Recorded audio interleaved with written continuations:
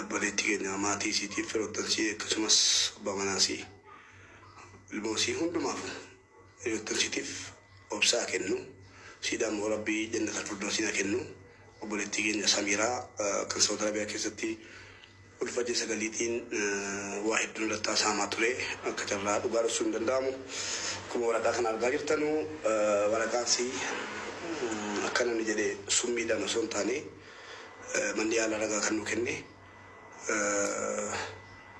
akka dagaadhuma qadaadhuma guyyaadhumti keenyaan akka darbite Abu Daawud naayimanii jiru namoonni firoottan ilaalachuu barbaanna waan kana marmarsiisuu barbaanneettan utuu yeroon hin darbin ilaalchifachuu akka dandeessan goobnamaan ergaasii dhaama wannan dhagahe kana buleetti keenya rabbi jannatal firdawsii.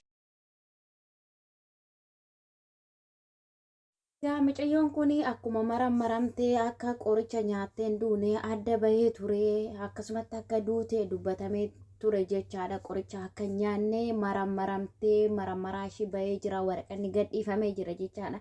Ashama akkam jirtu hordoftoonni koo nagaa waaqayyo isiniif haa baay'atu akkam isaati kana geessanii ani nagaa kooti.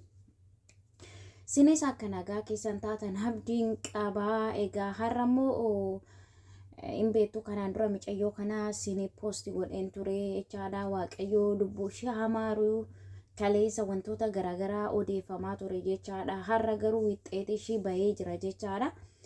Egaa akkamitti wixxeetii ishee bahee jechuun keessan hin oolu. Egaa itti gaafatamummaa fudhatanii Saudi Arabiyaa keessatti maramanii mucayyoon kun gaafa namni tokko boqotu lubbuu nama lamaatiin boqottee waaqayyo lubbuu ishee hamaaru maatii fi hiriyoota isheetiif jajjabinan hawaa. Egaa waa waaqayyo godhe nuti maaf akkas godhe jechuu hin dandeenyu. Guyyaadhuma ishee ga'e kanaan duuta jedheeni baay'ee nama gaddisiisa. Nama gaddisiisuu dhiisee miti. Egaa akka nam tokkooti jechaadha. Hedduu nutti dhagahame jechaadha nama waan taane. Mucayyoon kun yooma mucaa koo dhungadhaa yooman ijaan argaa dhamaatii ji'a 9 baattee guyyaa 4 guyyaa 3 gidduu da'uudhaan akkuma afteetti lubbuun mucayyoo kanaa darbe jechaadha. Egaa akkuma kanaan dura poostii isinii godhee ture hiriyaashii keekii fuutee dhaqxee ishiitu keekii sanii waan ta'e fidee dhufee jedhanii dubbatanii turan jechaadha. Egaa dubbiin akkas miti. Haadha keekis miti obboleettiin abbaa manaallee achi jirti hiriyoonni biraas nama 4 nama 6 achi jira jedhanii nama 6 sanii kaleessa mana mubaarak jalatti gara seeratti dhiyaachuu jedheeni harka kennaa deemaayi. Namni nama ajjeesee biyya san keessatti hin ajjeefama jedhee doorsisaa ture jechaadha mubeeni. Egaa hundumti isaaniiyyuu haadha keekii kanarratti murteessanii isa booda mucayyoo wantoota garaagaraa fayyadamne jettee turte jechaadha. Obboleettiin abbaa warraa mucayyoo kanaa jechaadha. Isa booda nyaataan biraallee nyaannee juusillee dhunnee bunallee dhunnee wantoota garaagaraa erga dhuganii akkamitti haadha keekii irratti murteessitu jedhee gaafatee ture jechaadha mubeen. Egaa waaqayyo dhugaa mucayyoo kanaa haa baasu siniin jedha. Dhugaa mucayyoo kanaa abaasu wanti nuti jennu tokko hin jiru. Dhugaa dubbachuu fi akka nam tokkootti lubbuu nama lamaa dhabne innaa ishiin illee yooman mucaa koo arga jettee osoo hedduu kanarra geesse jechaadha. Egaa mucayyoon kun har'a lubbuudha ishiitiin dabartee waaqayyo maatii ishiitii fi hiriyoota ishii hundaaf jajjabina hawaa akka nam tokkotti hedduu tokko na gaddisiise nama waanan ta'eef jechaadha. Egaa wanti nuti goonu jiru waa waaqayyo irraa dhufe nuti waaqayyoon komachuu hin dandeenyu jechaadha. Garuu wantoota garaagaraatu odeeffamaa ture. Hiriyoota akkas godhaa numti mataa kootiin hiriyaan akkamitti akkas gootii binaamna jechaan ture jechaadha. Warroonni viidiyoo duraa argitan jechaadha. Egaa har'a maraan bahee jira mucayyoon akkuma carraa jechaadha. Kanumaan duuta jedheeni akka qorichaa takkaa hin nyaanne waraqanni maraan bahee jira jechaadha. Egaa waaqayyo murteessu nuti wanta tokko murteessuu hin dandeenyu jechaadha. Maaliif jennaan har'a keenya beenna boru hanurra ga'uun beennu sila ta'eef akkamitti guyyaadhuma san taa'u jechuun wantoota gaaffii garaagaraatu ka'a jechaadha. Maaliif jennaan nuti hin beennu waaqayyo beeku waaqa bichaa beeka jechaadha. Nuti waan hin beenne keessa gallee waa akkas jechuun nurra hin jiraatu jechaadha. Egaa mucayyoon kun jalqabumayyuu gaa'ela biyyatti gaa'ela godhattee turtee jedhan mucaa qabdi, mucaa jabaa guddaa qabdi jedhan garuu abbaa manaa ishee kana akka gaa'ela qabdu ittiin himne jechaadha. Abbaan manaa ishii Suudi Arabiyaa kuni abbaa manaa ishii hin beeku jechaadha. Abbaan manaa inni duraa kalee dhiyaatee ture jechaadha. Maalan jedhaanii ilmoo ishii kanaanii haadhi koo eessa dhatte yoo naan jedhe maalan jedhaanii jechaa ture jechaadha. Garuu abbaan manaa ishii inni jalqabaa inni ammaa kun jechaadha. Inni amma ishiin garaatti baattuuf kuni wanti ishii ani beeku hin jiru. Garuu hiriyaa akka qabdu natti himee ishiin irra garuu bakka dhugaa dhattee jedhee dubbatee ture jechaadha. Egaa ni kallee hidhatanii ture ni hiriyaatu naa hidhee mucaan hin jira akka obboleessatti jechaadha.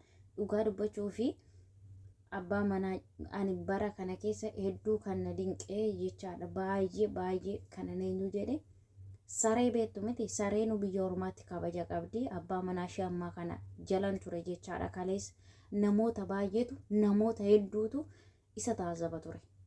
Mucayyoon kun daa'ima isaati. Haadha manaasa kabajamtuudha. Isa abbaacha jirti. Waa sareen jalaa du'e fakkaatu jechaadha. Egaa maaf gadditaa namni beektan tokko gaafa sin jalaa boqote hin gadditu. Isa haadha manaa namatti dhiyaatanis garuu namichi jechaadha. Namni akka koo taasisabee hin jira jedhee naasaabu hedduu tokko na ajaa'ibee dhugaa dubbachuuf. Innaa kanas siniin jedha akkuma bifti keenya garagaraa amalli keenyas garagaraa aniyyuu anan mucayyoo kana guyyaa takka argaan bul hedduu tokko natti dhaga'ame. Maaliif jennaan namummaadha. Tokko immoo garaatti baatti. Lammata immoo akka hin taanetti duushii kana osoo mucaa ishee arguudhaaf guyyaa 2 guyyaa 3 hafee oduu ana ta'e osoo jettanii baay'ee tokko natti ulfaate. Waaqayyoo balaa tasaa balaa akkanaa sinaa oolchu siniin jira. Wanti ishirra ga'e kun isinirra hin ga'iin isiniin jira. Bakka jirtanitti uumaa keessan kadhadhaa isiniin jira. Hedduu tokko nama gaddisiisa. Akka nam tokkotti hedduu tokko hin gadde hedduu tokko natti dhaga'ame. Waaqayyo lubbuu ishee hamaaru. Egaa mucayyoon kun amantaa musliima keessa kiristaana keessa gara musliimaa illee dhattee amma garuu reeffi akka nuuf galu jechaa jiru. Marmaraan xumurame yoo barbaadan immoo sirriitti axxaarra'uudhaaf yookiin immoo dhugaasaa baruudhaaf biyya keessan keessatti maradhaa'ii jedhee dubbatee jira jechaadha. Egaa akkuma viidiyoo irraa argitanii wanta waraqni gadhiifamee bahee jira jechaadha. Dhugaa dubbachuuf hedduu nama gaddisiisa. Waaqayyoo waan godheef sababa qaba siniin jedha. Maaliif jennaan odoo ijoolleen kun mucayyoon kun biran dhufin dura maaf akkas ta'uu didee carraadhuma walirra fidee maaliif akka ta'e hin beeknu nuti jechaadha.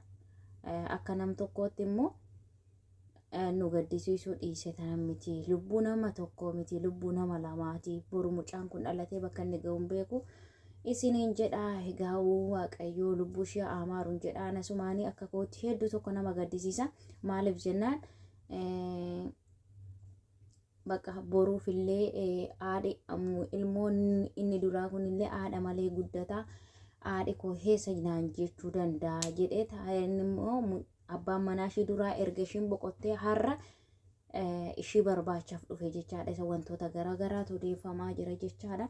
Egaa dhoskiteet isa kanatti seerumte jechaa jiru. Wantoonni garaagaraatu odeeffamaa jiru. Har'a garuu ishiin bakka dhugaa dhaxxeerti siniin jedha obboloota koo. Dhugaa hedduu nama gaddisiisa jechaadha. Kana muluyyuu jalan ture jechaadha kaleessa.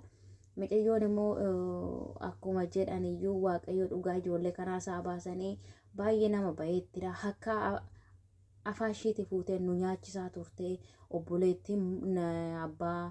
Obboleettiin jaarsa isheellee kaleessa dubbattee turte jechaadha. Baay'ee nama gaariidha jechaa turte. Ijoolleen hundiyyuu hin kakatu jechaadha. Egaa dhugaa ishee ammallee inni waan hunduma danda'u rabbii uuman dhugaa ishee barbaadu. Nuti wanti nuti jennu hin jiru jechaadha. Dhugaa dubbachuuf an akka nama tokkootti wanti nuti goonu tokko illee hin jiru. Akka nama tokkootti gaddineerraa baay'ee nutti dhaga'ame. egaa waaqayyo dhugaa ishee haa baasu isiniin jedha obboloota kooyi. Wanti hamma ammaatti beekamee harka namaa miti kan jedhu bichaatu bahee jira. Egaa dura hiriyaa ishee keekii geessiteefitu qorichatti godhee wantoo ishee ajjeesee ishiitu bira rafee wantoota garagaraa akkamitti ishee shakkitan nama kana qixxee keessa jennaan ishiidha biras kan bule jedhani.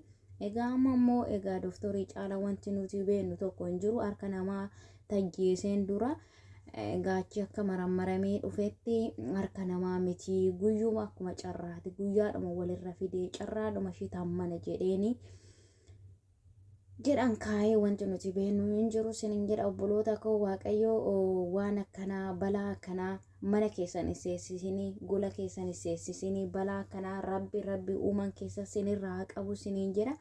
Wanti nuti gochuu qabnu rabbi uuma keenya kadhachuudha malee wanti nuti humna qabaannee goonu tokko hin jiru. Waan rabbi irraa dhufe immoo itti ilsaalfannu isiniin jedha.